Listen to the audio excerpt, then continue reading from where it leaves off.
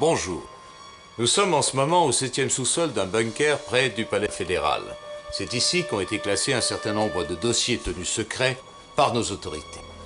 Nous allons le voir, la révélation de ces documents si longtemps cachés a de quoi changer la face du monde.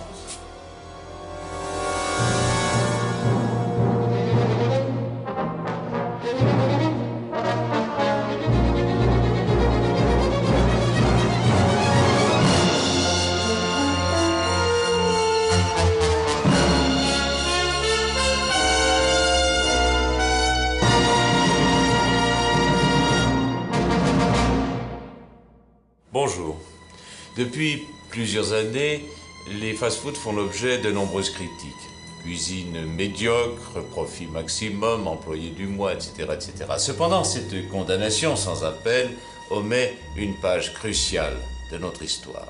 Nos archives secrètes réparent cette injustice en vous relatant l'incroyable aventure du Bernois Wenzel Bonstetten qui bouleversa les modes culinaires de notre grand et beau pays.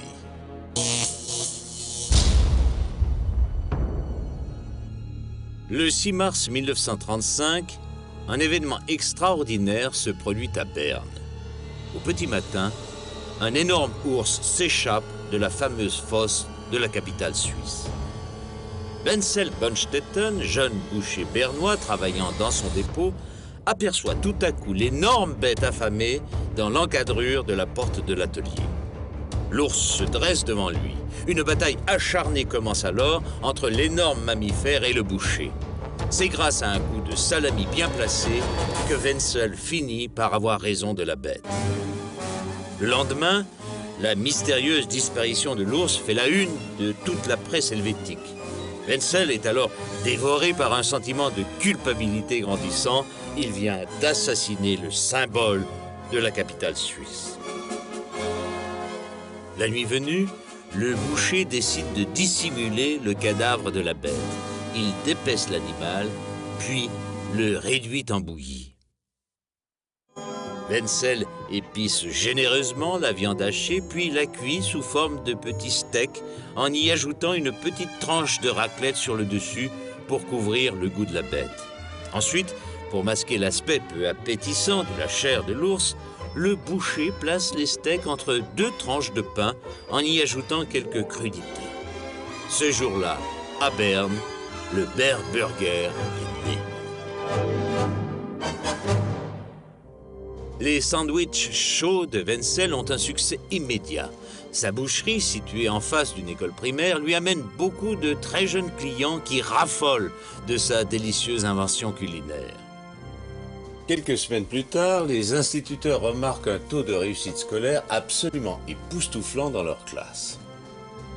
Une équipe de scientifiques de l'université commence à mener une enquête en auscultant les enfants surdoués. Les résultats de leurs recherches sont à peine croyables. Il est démontré scientifiquement que l'absorption des Bärburgers du boucher Wenzel Bonstetten décuple les capacités intellectuelles et développe le sens artistique de manière exponentielle. Le gouvernement helvétique s'intéresse alors très sérieusement à l'affaire. Le boucher est interrogé par les services de renseignement. Il révèle la provenance de la viande des Bärburgers, mais est pardonné sur le champ. Sa recette est un véritable miracle chimique et culinaire. En pleine période de crise de l'entre-deux-guerres, les autorités suisses décident de faire du Bärburger de Wenzel un programme de nutrition national pour augmenter la moyenne du quotient intellectuel et artistique de la population. Le constructeur automobile américain Henry Ford est mandaté par les Suisses afin de mettre au point une chaîne de production industrielle pour la fabrication des Bärburgers. En octobre 1937, plusieurs restaurants, les Wenzel Bärburger, ouvrent dans toutes les villes du pays. Le gouvernement lance une grande campagne de propagande pour encourager les habitants à consommer les délicieux sandwichs bernois. Jeune homme, assez de ne jamais résoudre vos additions. Madame, assez des montagnes de vaisselle qui s'accumulent dans votre évier.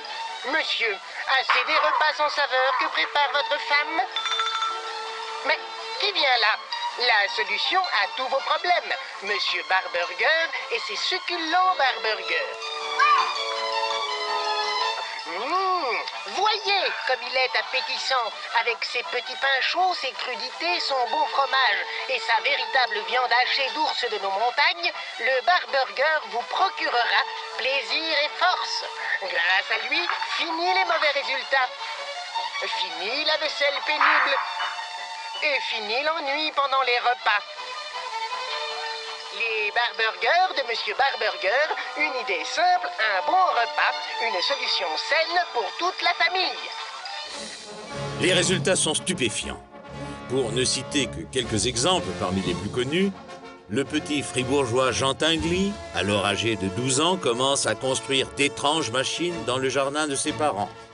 Le Wenzel Barburger de Puyi devient le lieu de prédilection de l'écrivain Charles Ferdinand Ramu, qui écrit l'un de ses plus beaux romans, d'Herborance. Le jeune Jean-Luc Godard réalise à l'âge de 7 ans son premier film à la gloire des fameux Barburgers suisses. C'est vraiment dégueulasse. C'est quoi dégueulasse? En quelques mois, Wenzel devient l'un des hommes les plus riches du pays. Il est élu au Conseil national. Mais une équipe de scientifiques remarque que la nourriture de Wenzel crée une certaine dépendance. Face à une demande de plus en plus massive de la part du peuple suisse, le gouvernement arrive à une terrible conclusion. L'ours est en voie de disparition dans le pays.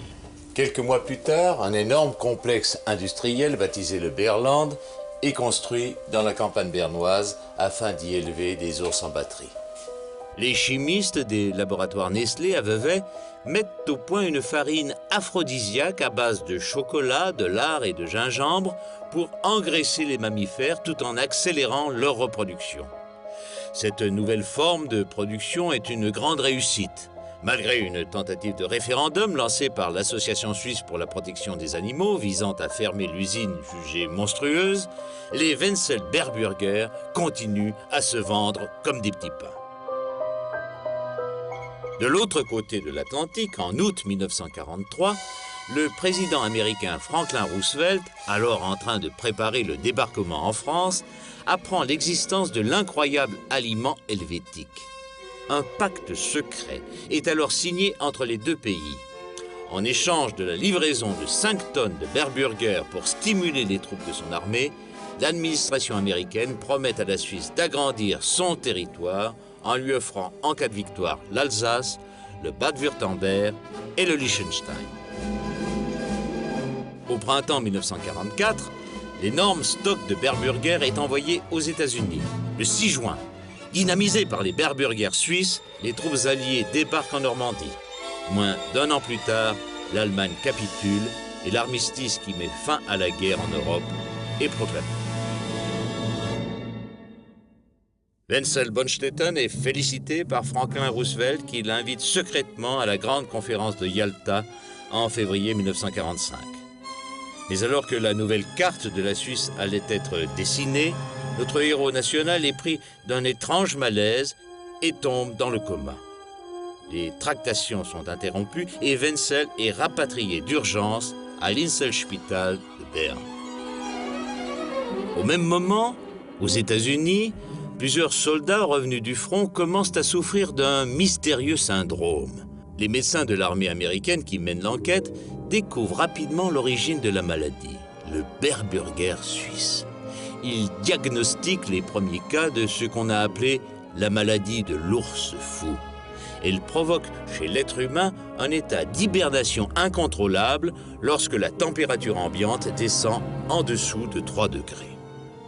Foudrage, Franklin Roosevelt annonce aux autorités helvétiques que le pacte au sujet de la nouvelle frontière suisse est définitivement rompu et somme le gouvernement d'arrêter immédiatement la production des Wenzel Barburger. Tous les ours du Beerland sont remis en liberté. Les restaurants sont fermés du jour au lendemain et une grande campagne de prévention est lancée dans toute la Suisse. En août 1947, les très célèbres médecins naturopathes américains Dick MacDonald et John Heinz découvrent un antidote naturel au syndrome de l'ours, à base de molécules de tomates mûries et de graisse de viande de bœuf. De peur que la maladie de l'ours ne se propage dans tout le pays et afin d'éviter une panique générale, le gouvernement américain met au point un plan secret en collaboration avec le professeur McDonald. En implantant de nouveaux restaurants dans les grandes villes pour distribuer le médicament de façon imperceptible, sous la forme de hamburgers de bœuf, ils reprendront l'idée géniale de notre héros national, Wenzel Bonstetten. Bon appétit. Bonsoir.